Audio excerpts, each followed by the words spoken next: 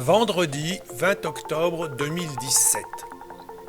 Notre mission du jour: récupérer la voiture que nous avons louée, puis quitter une ville de 8 millions d'habitants sans carte routière ni guidage téléphonique.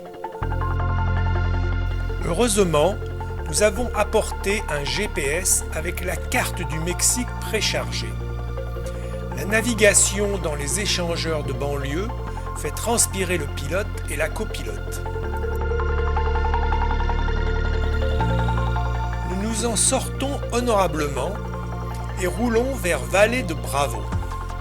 Après avoir parcouru 140 km, nous atteignions l'hôtel réservé la veille.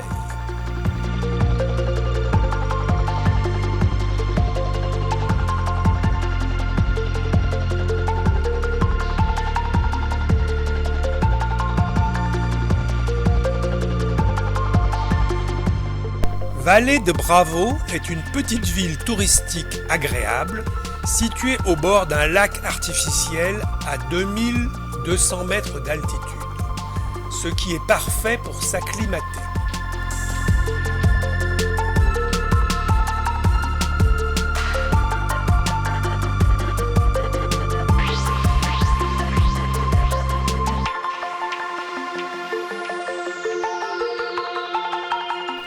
Après un café frappé tenant lieu de repas, nous prenons de la hauteur et atteignons la forêt de pins maritimes qui surplombe la ville.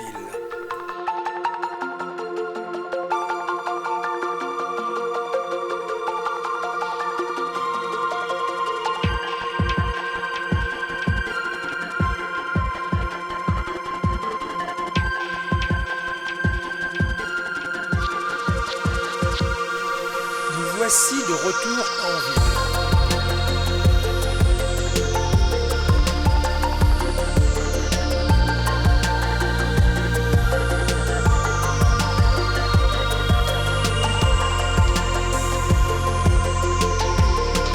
Samedi 21 octobre. Sur la place principale, une course à pied crée une effervescence.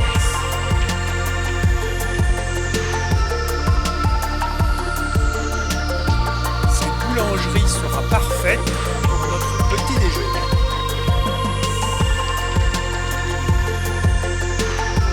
Nous entamons le chemin escarpé qui mène au promontoire de la Pénètre.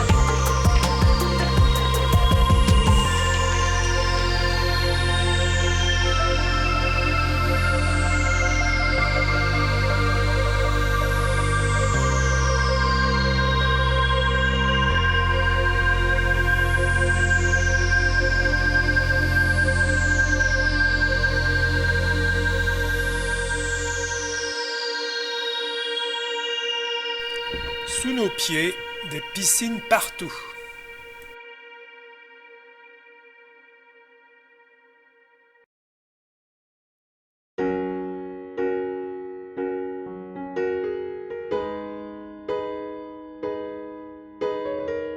L'après-midi, randonnée au Monte Alto. Le stade est perché au-dessus de la ville. Y aller est déjà un bon échauffement.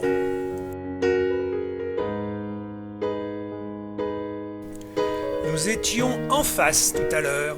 Les sentiers sont aussi parcourus par des vététistes.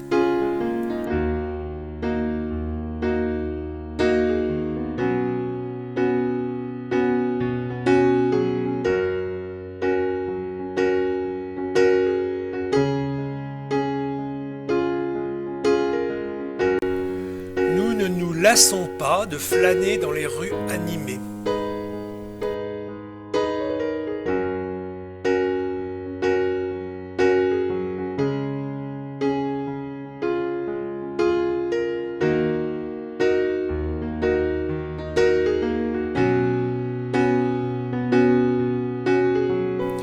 C'est la bonne heure pour profiter des tacos, les crêpes mexicaines.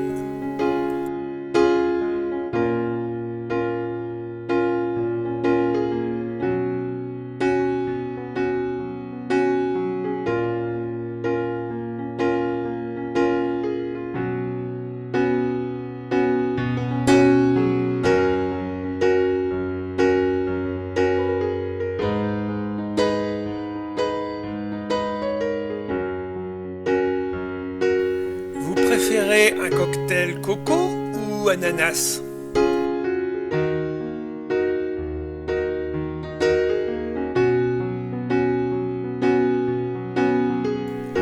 Dimanche 22 octobre. Ce matin, nous nous dirigeons vers le volcan Nevado de Toluca, très imposant au loin. C'est le 4e plus haut sommet du Mexique. Il culmine à 4680 mètres. Nous souhaitons randonner dans le cratère. Nous devons parcourir 17 km de pistes non goudronnées, ce qui demande de l'attention avec notre petite auto de location. Nous arrivons au départ des randonnées, vers 4000 mètres d'altitude. Voici la meilleure carte. Nous espérions trouver un gîte pour ce soir. Malheureusement, il n'est pas possible de dormir ici et il va geler cette nuit. Bien obligés, nous optons pour redescendre ce soir et revenir bien plus tôt demain pour l'ascension.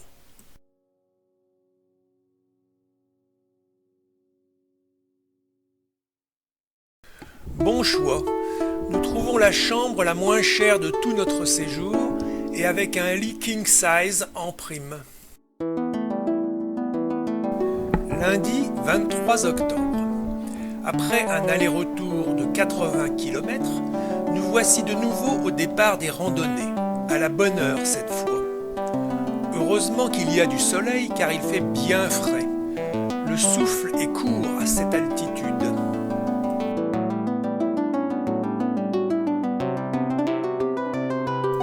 Nous passons un petit col et descendons dans le cratère. Nous atteignons la Laguna de la Luna, située à 4200 mètres d'altitude.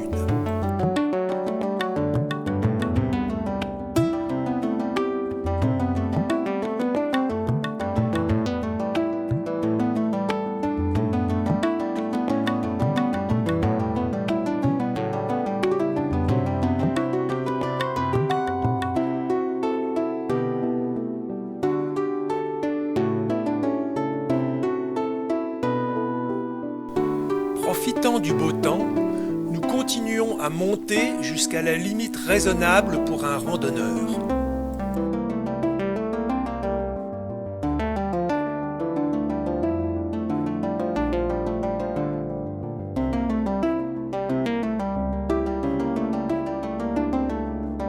Nous nous installons sur un petit piton. La vue est magnifique.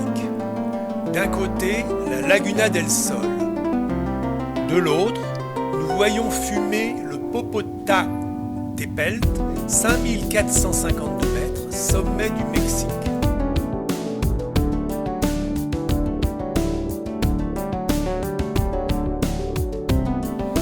Nous entamons la descente.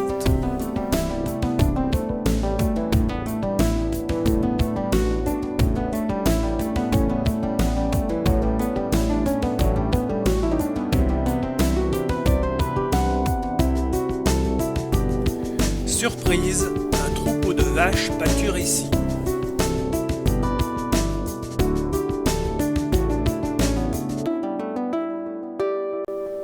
Il reste à faire le tour de la Laguna del Sol et à remonter le col en face pour ressortir du cratère.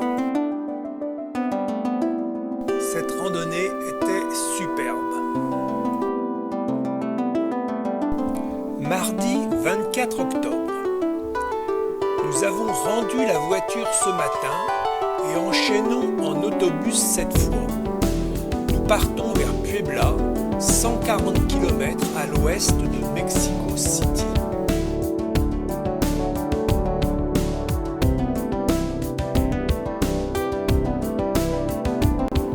Nous avons hésité à maintenir l'étape passant par Puebla, car la ville a subi un terrible tremblement de terre il y a un mois.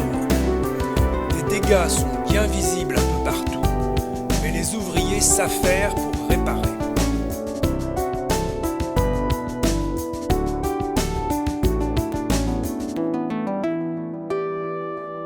Puebla, première ville construite à l'arrivée des Espagnols, conserve un centre-ville de style colonial. Nous visitons la cathédrale.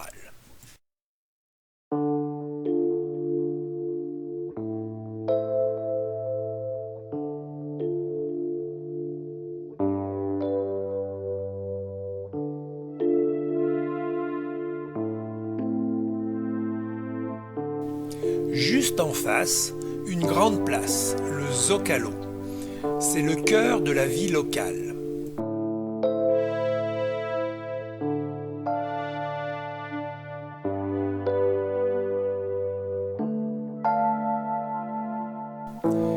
Les carreaux de faïence multicolores sont une spécialité locale renommée.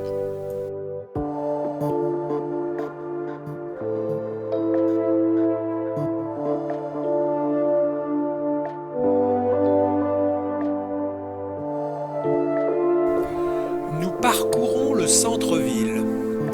Nous visitons quelques-unes des 60 églises de Puebla.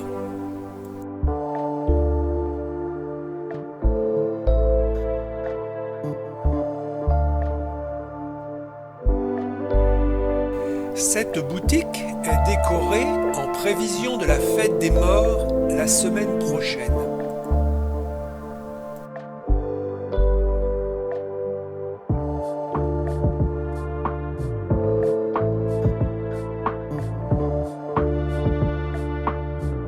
Mercredi 25 octobre. Trajet compliqué pour aller au camping Malinci, au pied du volcan Malinche. Nous prenons un bus de ville jusqu'à la gare routière de Puebla, puis un grand bus pour Apizaco. Nous attendons enfin un collectivo qui mène à l'entrée du parc national.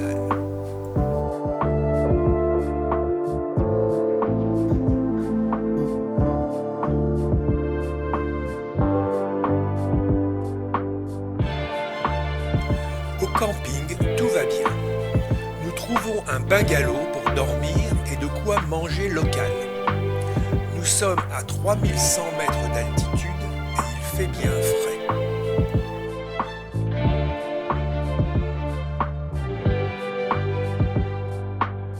Jeudi 26 octobre. Nous partons à 6h30 pour l'ascension du volcan Malinche. C'est l'un des rares 4000 du Mexique qui peut se faire sans guide.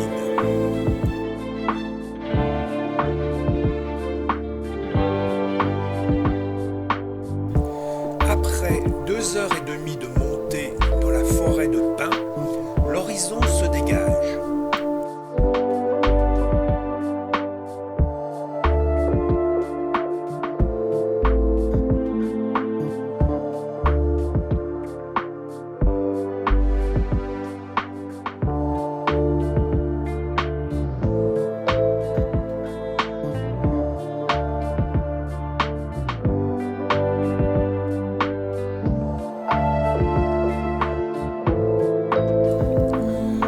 Ensuite, la montée devient raide.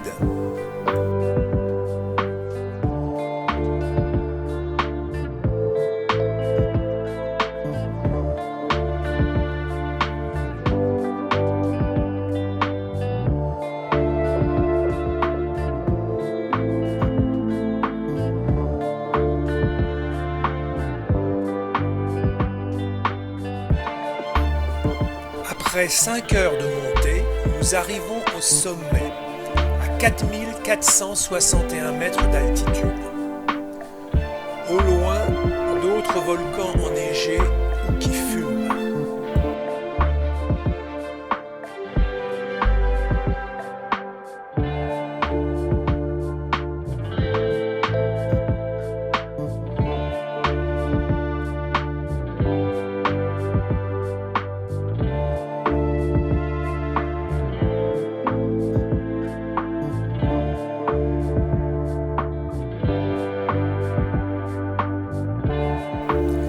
Vers midi, nous entamons la descente par le même itinéraire. Nous mettons 3 heures pour retourner au camping.